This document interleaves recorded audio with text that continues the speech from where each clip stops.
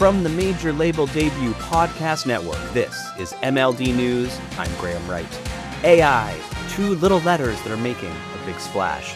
Now, mercifully, this is not a tech podcast nor a current events podcast. However, as an American poet recently said, everything's computer. AI is coming to save or destroy the music business, too. So in an attempt to scratch the surface of a conversation that seems slightly impossible to have in full, we have assembled the MLD Current Affairs panel. Joining me on the other line is MLD producer John Paul Bullock. John Paul, hello, how are you? Hello, Graham. How are you? I'm very well. I'm looking forward to the day when we can replace this whole conversation with two dial-up modems screeching at each other in binary and release that for our listenership of bots. I think it's just a day or two away, quite frankly. We'll sit back and watch the Bitcoin roll in. So our way into this AI conversation, which has 1 zillion ways in, is this really interesting YouTube video that you shared with me recently. And I thought that perhaps you should share a summary of it with our listeners as well. Well, it was an awesome video made by a musician and YouTuber named Ben Jordan with the title of The Art of Poison Pilling Music Files. And I'll link the video in the description of wherever you're consuming this podcast. But the basic premise of the video is that many generative AI companies have stolen art from creators, then use that ill-gotten art to train various applications, and then introduce their own versions of that art into the same marketplace to compete with the original creators. So the existing regulatory frameworks have failed to protect creators. And so it's time to use that same technology to strike back at evil companies. And so in the video, he announces this new business venture called Poisonify, which aims to encode digital files with adversarial noise in an attempt to disrupt illegal actions and protect the art and degrade the quality of those stolen data sets over time. And this is not an anti-AI podcast. I'm not anti-AI, although Graham may be. I may be taking a bold pro-human stance later in the podcast. The Terminator dogs may be barking in my soul. Well, I think there are tons of useful technologies being developed that aim to assist people. But it is really undeniable that many of the major players in the tech game today are bad actors and that there's currently no recourse to punish their bad behavior, right? So one of the things interesting about Ben Jordan's piece was that there's a big hurdle to implementing his new technology is computing power. And so far, he says it would take basically between $40 and $100 in electricity to run the machines that are necessary to encode one single album, but that there's a team of researchers who are working at the University of Tennessee with a sort of complementary technology called Harmony Cloak that will hopefully bring the cost down. So it's like a fascinating piece. And one of the big questions it asks too is what happens when AI companies start looking for signs of this kind of technology and how do they build protections against it? So I guess, Graham, I wanted to start by asking you, as a professional musician, are you currently using any tech that people are calling AI? I am boycotting AI completely in every way, shape, or form. I have a social media policy where as soon as I see the distinctive sheen of an AI image, whoever posted it gets muted, regardless of who they are. I don't participate in group chats where people send AI images for their jokes. And I confess that I'm taking sort of a exaggeratedly Luddite stand about this. I understand that AI is going to help us with medicine and medical technology and probably all kinds of stuff that's going to be definitely helpful to the human experiment. And I'm sure that there are many tools in the arts as well where AI will eventually become another tool in the box. And I'm sure as we speak, more open-minded, creative people are finding ways to utilize these generative AI tools for, the power of art and the power of good. I've just been, frankly, flabbergasted, bowled over by the eagerness with which almost every single person I know, both personally and who's just, thoughts I experience on the internet, the readiness with which everyone has just seemingly dumped their entire, like, outsourced their entire imagination into AI with no, like, one day they saw a website that said this thing can now make a picture, and they thought, great, I'll just tell it to make pictures, and I'll just be hanging out with people, and someone will be like, oh, I asked ChatGPT, and then they'll start reading to me from an AI, summary of pre-existing human knowledge. I'm an advocate of the soul. I'm an advocate of the imagination. I think these are things that cannot be meaningfully simulated by a machine. And frankly, what interests me about music and about art in general is that it's made by humans. So even the greatest generative music AI in the world, if they make something, and I'm sure they will soon, that can create an album that is indistinguishable from an album a human made in a blind taste test, 10 out of 10 people won't be able to tell the difference. I'm just definitively not interested in that album because it wasn't made by humans. To me, art, a human soul and mind is like a critical component of art. It's the filter that takes the craft to another level.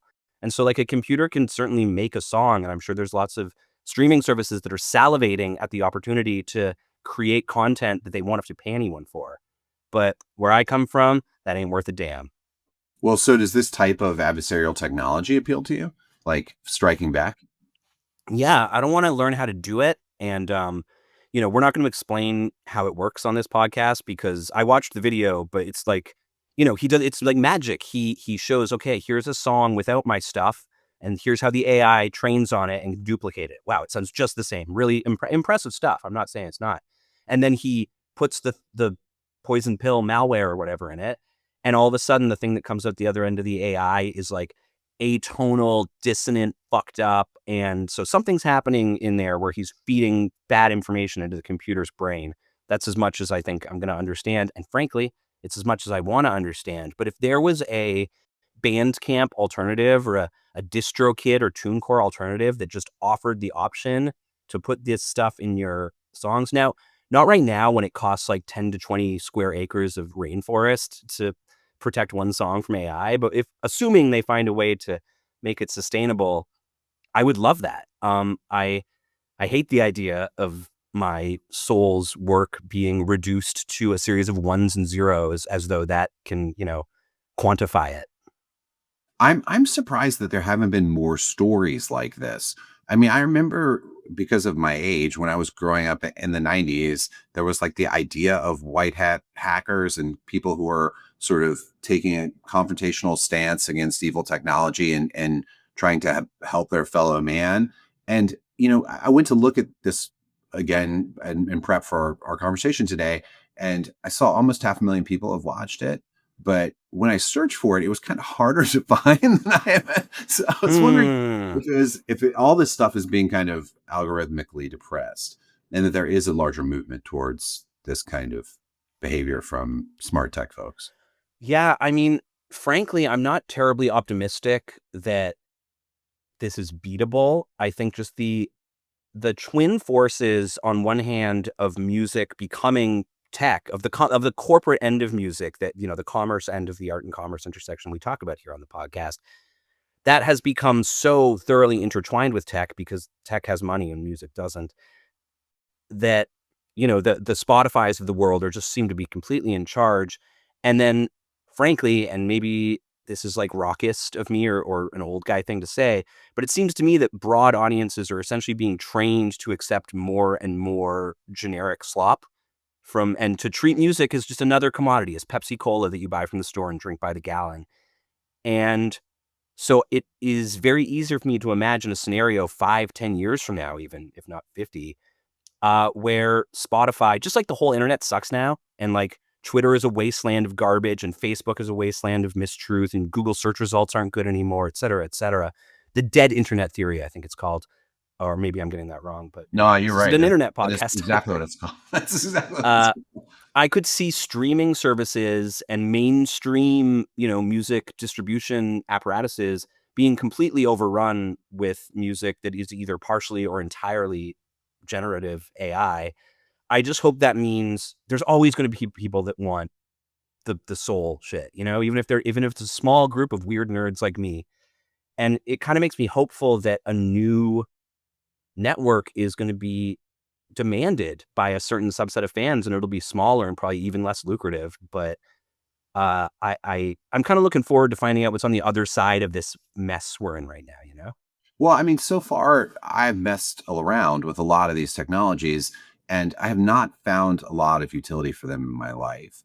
And I do agree with you. I do think that there will always be a market for things that are handmade and well made, and that there's going to be a river of this garbage coming at us. But right now, I'm not really even experiencing much of it. I'll see the occasional, like, obviously generated image as like a part of a post on LinkedIn or something, but nobody in my sphere is using it really. I mean, maybe they're using it in the same way that you would use spell check or whatever. Like they're using ChatGPT to generate a cover letter or whatever. But like that to me seems useful and an obvious thing to do. But the rest of it, I mean, I don't know. I mean, every I think there's so much misinformation about what people are calling AI, and that AI is mostly not any of this stuff that we're talking about. And so it's like, it is a very strange time. And I agree. I look forward to getting onto the other side of this.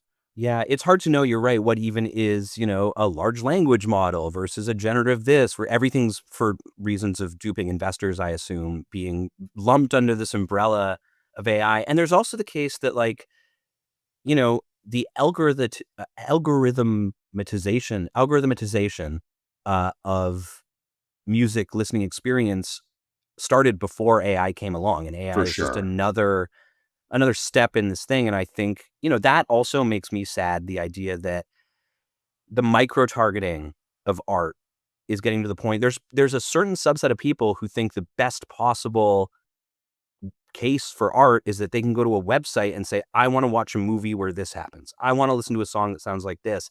And they get a song or a movie that's just for them, their own special thing. And I really think that continued siloing off of every person, every individual from every other individual is certainly anti-art and frankly anti-human. And so anything that leads in that direction, I feel compelled to set myself against, even though I know in 2 years, when my life is saved by some kind of generative AI medical procedure, I will be happy to eat my words when the robot surgeon is playing them back into my ear as it fixes me to mock me. But that's just life in the dystopian future.